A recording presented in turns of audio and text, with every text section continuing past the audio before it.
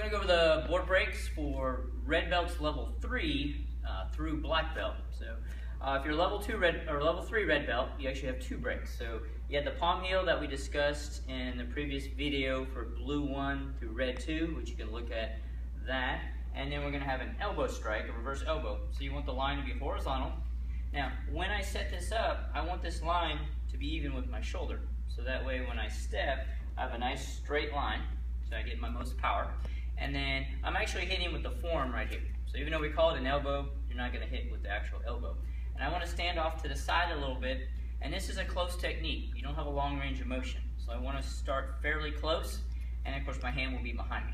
Then you do that same front stance position, turn your body, and then as you come through and hit, you're going to hit more toward the left or right, depending on which arm you're using, instead of the dead center. So it's a little bit different than some of the straight on techniques.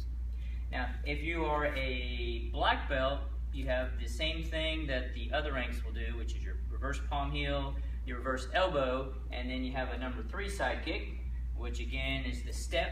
So whichever leg you want to use, get yourself a good distance.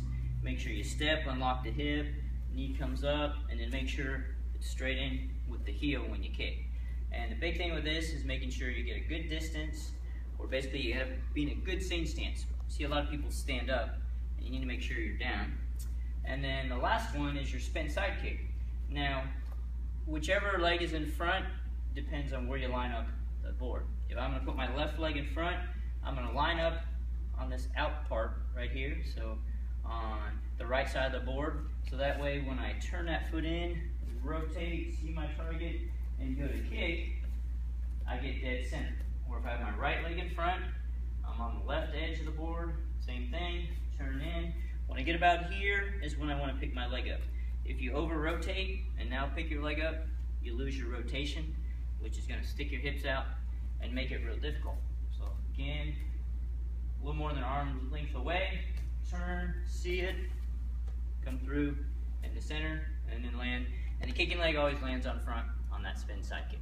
So those are things that we'll be working on. And then, of course, if you have any questions, let us know. And look forward to working with you this next cycle.